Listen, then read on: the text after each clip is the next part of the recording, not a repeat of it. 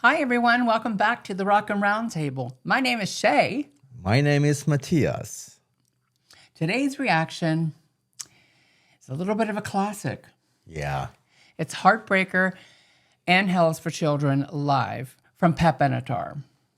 And this was from the Get Nervous tour from 1982 to 83. And this was part of the HBO special that when HBO had concerts back then, and it was so exciting at the time. And this also coincided with the album Live from Earth that she released, one of her studio albums. I think it was the fifth or sixth. And it had like 7 or 8 of these live tracks on that album, and along with Love is a Battlefield and Lipstick Lies that were studio tracks. So Cool. and everyone knows Love is a Battlefield, but that wasn't live on this because that was a studio track. Anyway, so Yeah, it's exciting. I mean, Yeah. Hell is for Children is one of my favorite songs. and Heartbreaker is one of mine. So Yeah. So it's a combo. yes, Combo of the best. Cool stuff. But yeah, let's get going. And so we will give a review and our reaction after the video. So make sure you stick around for that. And also our rating. yes. Exciting stuff. Okay, let's Let's go. go.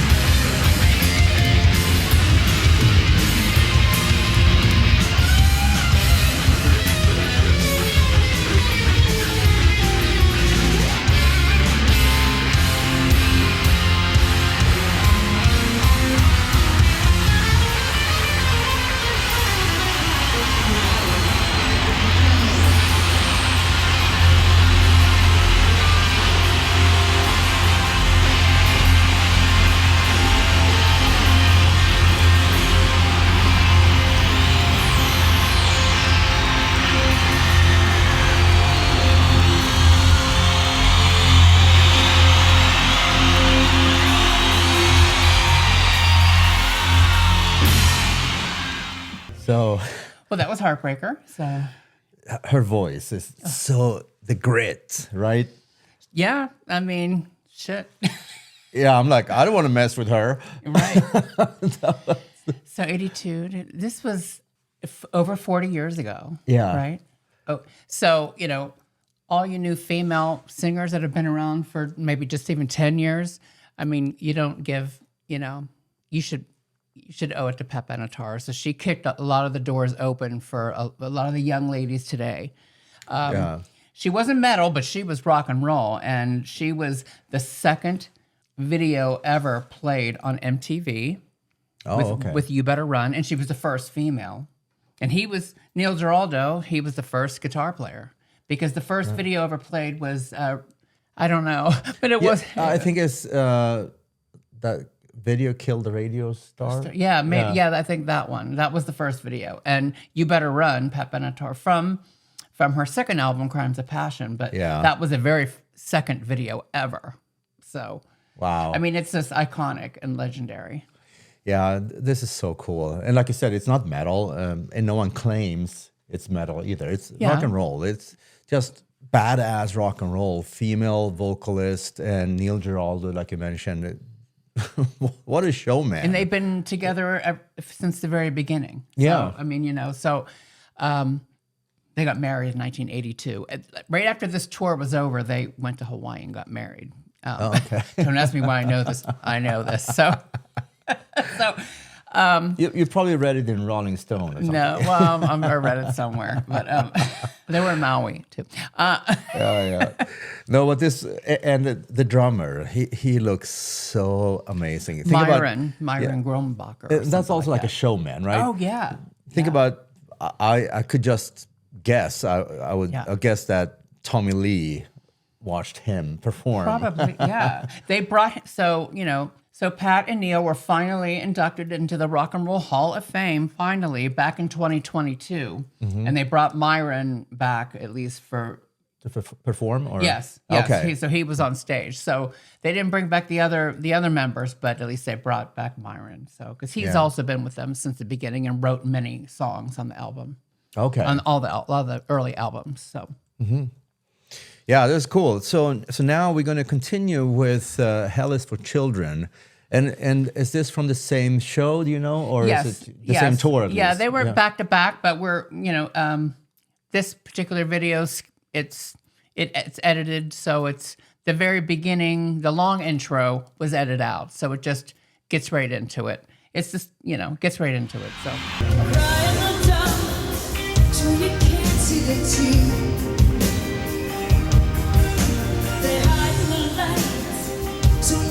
See the fear. Forgive and forget all the while. Love and pain become one and the same in the eyes of a wounded child. Because hell is for children, and you know that their little lives can become such a mess.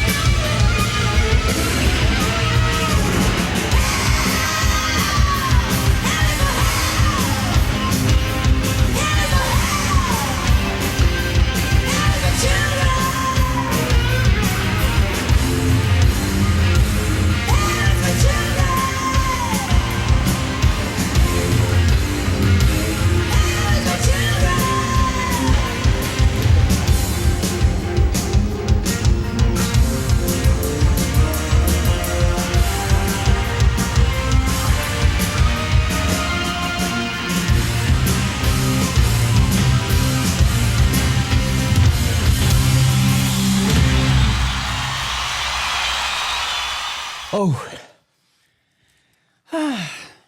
That was intense. Yes, super fun.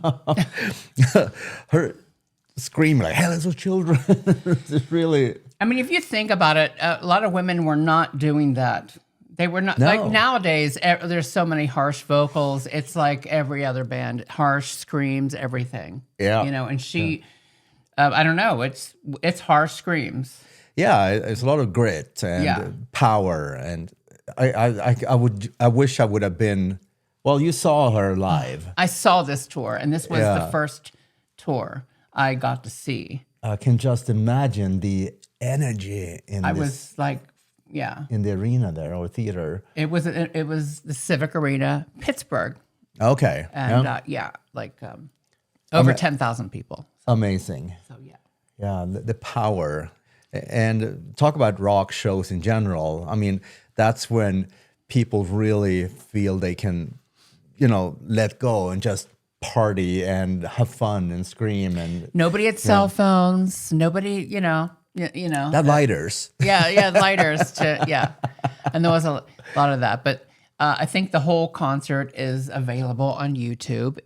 I've had it on VHS. I have it on DVD. I think I have it on my computer as as an MP4 now as well. So, Yeah. this was released, like I said, on HBO. And there was, so many concerts that were, it was the HBO special, and like everybody from Fleetwood Mac, Stevie Nicks, like 2 different shows. It was, I don't know, Olivia Newton-John. It was, there was so many. It was countless, but the HBO did that thing. That's Okay. what they did. Think if they did like a 4K restoration of this footage. Oh, I wish. Yeah, it would be. and- This is not bad. The sound is still pretty good, but Yeah, and whoever did this video now, he did a good job, or he or she did a good job. So I wish they wouldn't have cut so much, but anyway, I already know what I already have the original, so it's good. So is she talking about what the meaning of the song "Hell is for Children" is No, about? she doesn't. She talks about that now, but she didn't talk about it here. But there was a long intro with the keyboards. It was and she was in Okay. the back fluffing her hair up and fixing her lipstick or something. Yeah, so it was like after a Heartbreaker, she was like, "Thank you, good night," and she left the Okay. stage, and it was like Hell was kind of like an encore. Got it. One of the but it was like. It was a long intro with just keyboards and all the lights were down, and then it was a good 3 minutes Okay. intro before she came back on the stage. Yeah. And I know Pat Benatar is one of your all-time heroes. She is my favorite female rock and roll, rocker. Ever. She's my favorite. She's the number one, and then you go down the line from Heart and Stevie Nicks and even, Nightwish from today and Joan Jett and a lot of the singers today. So Elisa from Arch Enemy, definitely. Maria Brink Definitely. in this moment. Definitely. So, but Pat is number one. She don't give enough credit. She was, she was classically trained. She was like studying to be an opera singer. So she has that classical training background. And you really can't tell on this, but all the albums that were released, you can hear the classical voice coming through. And then she would belt something out and then go back to a soft moment where she was that beautiful soprano, comparing her to Flora Jansen today. Same thing. She's not the first one, guys. She's not the first one that can do that. Go back over 40 years, Pat did that. So did all of that.